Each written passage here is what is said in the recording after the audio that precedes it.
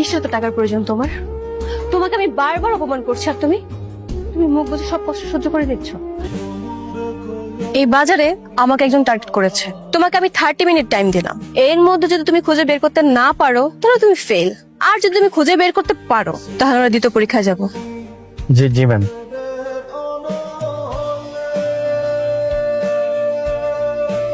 এই যে ম্যাডাম আপনার সাসপেক্ট। তুমি কিভাবে বুঝলে? ম্যাডাম ওনাকে দেখলাম প্রত্যেকটা দোকানে দোকানে ঘুরতেছিল, কিন্তু কোনো কিছু পারচেজ করছিল না। বারবার দেখলাম ফোনের দিকে তাকাচ্ছিল, সময় দেখছিল, আর ওনার কানে একটা হেডফোন ছিল। তো কি হয়েছে? কানের মধ্যে হেডফোন থাকতেই পারে, এই জন্য তোমাকে সন্দেহ করতে হবে? কিন্তু ওনার হেডফোনটা ওনার ফোনের সাথে কানেক্টেড ছিল না। ওকে ওকে ফাইন, তুমি তুমি পাশ করেছো, তবে তুমি ভুলে যেও না তুমি কিন্তু ওর ভুলের জন্য পাশ করেছো। তবে এই পরীক্ষা তুমি পাসও না, তুমি ফেলও না। কালকে আমরা তোমার দ্বিতীয় পরীক্ষায় যাব। কালকে যা যা প্ল্যান করেছি সব মনে আছে তো তোর? একদম। প্ল্যানটা কি? আজকে মিরাজ লুকাবে। কালকে যেভাবে তাসনিমকে খুঁজে বের করেছিল, আমার মনে হয় ও আজকে মিরাজকেও পেয়ে যাবে। আজকে প্ল্যান হলো, আজকে মিরাজ গাড়িতে লুকাবে, যেটা ওই বডিগার্ড এতগুলো গাড়ির মধ্যে আন্দাজও করতে পারবে না।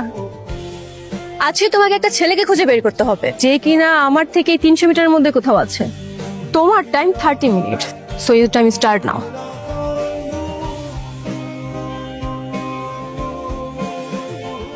বের হয়ে আসেন। কি করে পেলে?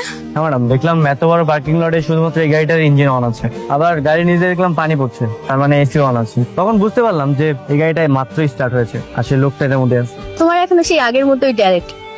তুমি আজকে পাস করেছো, আগামীকাল তোমার নেক্সট এক্সাম হবে। আচ্ছা, তুমি কি কলেজ শেষ করে ইউনিভার্সিটিতে ভর্তি হওনি? জি, আমি পড়াশোনা করছি। তাহলে এই চাকরি? আমার মায়ের চিকিৎসার জন্য। ও, The number you are trying to call is currently switched off. এটা কি করেছো তুমি? তোমার ব্যথা লাগেনি? বড় হয়ে যদি আমি হারিয়ে যাই, হাজার মানুষের ভিড়ে তুমি আমাকে চিনে নিতে পারবে, এর জন্য। তুমি কি পাগল?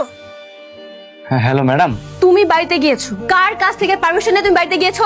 ম্যাডাম আজকে তো আপনার বাবা বাসায় আছে, তাই ভাবলাম আর। একদম চুপ, তুমি আমার সাথে এক্সট্রা কোনো কথাই বলবে না। বাবা বাসায়, তাতে কি হয়েছে? তোমাকে আজকেও 24 ঘন্টা ডিউটি করতে হবে।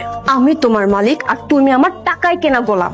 বাই দ্য ওয়ে, তোমাকে আমি 10 মিনিট টাইম দিলাম, এর মধ্যে তুমি যদি না আসো তোমার চাকরি আমি নট করে ফেলবো। Madam madam madam. কি ব্যাপার, তুমি এভাবে দৌড়ে আসছো কেন? ম্যাডাম দেখেছিলেন? লামহা লামহা, কি ব্যাপার, তুমি এত রাতে সাইমনকে ডেকেছো কেন? বাবা, ও আমার বডিগার্ড, আমার যখন ইচ্ছা হবে তখনই আমি ওকে ডাকবো। কেন? দেখো, এত কিছু আমি তোমাকে এক্সপ্লেন করতে পারবো না। তুমি ওকে বলো নিচে যাই এখন গেট পাহারা দিতে। স্যার আপনি চিন্তা করবেন না, ম্যাডাম যা বলবেন আমি করবো, আপনি বরং ঘুমাতে যান। ওকে, ক্যারি অন। ভুল করেছো, শাস্তি পেতে হবে। জি ম্যাম। ওকে, এই মুহূর্তে তোমার শাস্তি প্লাস তৃতীয় নাম্বার পরীক্ষা হচ্ছে। তোমার 2 হাতে 3টা করে ইট নিয়ে তুমি সারা রাত গেটের সামনে দাঁড়িয়ে থাকবে। যতক্ষণ পর্যন্ত আমি রাখতে না বলবো তুমি রাখতে পারবে না। ক্লিয়ার? Okay ma'am.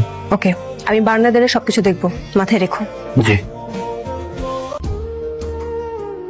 কিসের এত টাকার প্রয়োজন তোমার? তোমাকে আমি বারবার অপমান করছি আর তুমি তুমি মুখ বুঝে সব কষ্ট সহ্য করে নিচ্ছ। টাকা দিয়ে কি করবে তুমি?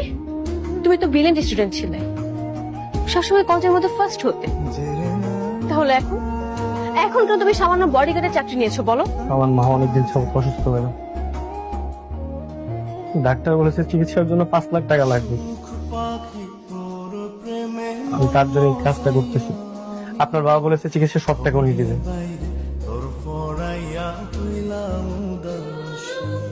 যাও, আগে যে মায়ের চিকিৎসা করো, যাও। আমি সরি, আমি তোমার সাথে অনেক অন্যায় করেছি। কিরে মা, কাঁদছিস কেন? আমি অনেক আগে থেকে চিনতাম, একসাথে কলেজে পড়াশোনা করেছি। খুব পছন্দ করতাম বাবা, একজন প্রপোজও করে ফেলেছি। তো ও আমাকে রিজেক্ট করেছিল, কারণ কি জানো? কারণ ওর নাকি কোন ভালোবাসা মানুষ আছে। সবার জীবনে একজন প্রিয় মানুষ থাকে, যাকে কখনোই ভোলা যায় না।